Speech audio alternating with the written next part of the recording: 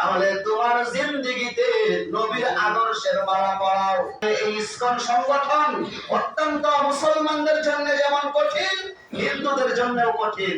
কারো জান নিরাপত্তা নয়।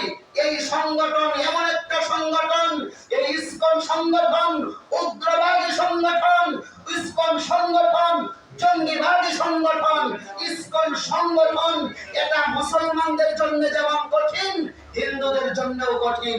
এই সংগঠন থেকে কেউ রেহাই পায় না। বর্তমানে আপনারা শুনেছেন একজন আইনজীবী সাইফুল ইসলাম আরিফ উনি একজন আইনজীবী হওয়ার পরেও এই সংগঠনের লোকদের কাছ থেকে রক্ষা পায় নাই, জবাই করে হত্যা করে দিয়েছেন। এমন একটা সংগঠন যেই দেশের মধ্যে আইনজীবীরা পর্যন্ত বাঁচতে পারে না, এই সংগঠনটা আপনার উপর কিভাবে চাপায়া পড়বে চিন্তা করেছেন? কেমন সংগঠন এটা? এজন্য জঙ্গি সংগঠন। এই সংগঠনকে নিষিদ্ধ করার জন্য অনেক আগে থেকেই মানুষকে সতর্ক করা হয়েছে। এই দেশের ভিতরে অনেক বয়ান হয়েছে এই ইসকন সংগঠনকে নিষিদ্ধ করার জন্য, কিন্তু নিষিদ্ধ করা হয় নাই। আজকে তার রূপ আরো কঠিন আকৃতি ধারণ করেছে। এখন ওই লিডার যে আছে ওনাকে গ্রেফতার করা হয়েছে। এখন তার অনুসারী যারা আছে তারা বলতেছে আমাদের প্রভুকে অনতি বিলম্বে তাকে নিঃশর্তে মুক্ত দেওয়া হোক। তাদের প্রভুকে, কেমন প্রভু?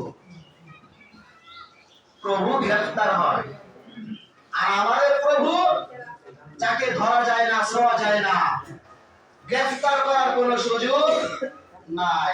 আর তাদের প্রভুকে গ্রেফতার করা হয়েছে, আবার আন্দোলন করতেছে যে আমাদের প্রভুকে যদি 24 ঘন্টার মধ্যে না ছাড়া হয় তাহলে বাংলাদেশ অচল করে দেওয়া হবে।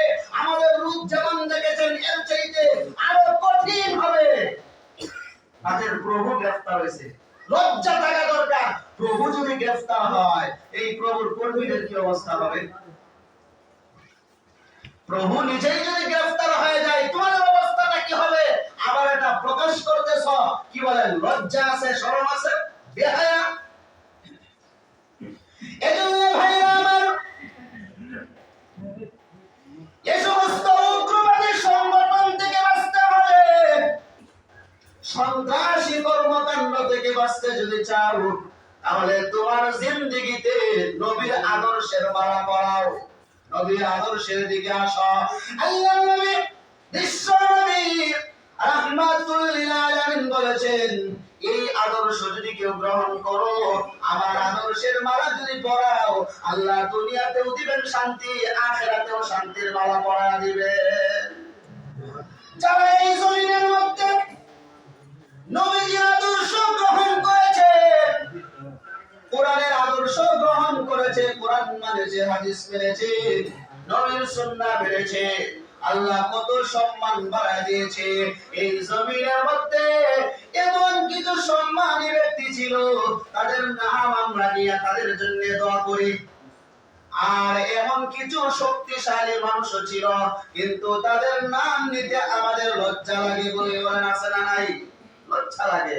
কুজা কারুন, কুজা ফেরাউন, কুজা নমরুদ, সুদ হামান, কুজা মুসা, কুজা ঈসা, কুজা তখতে সুলাইমান।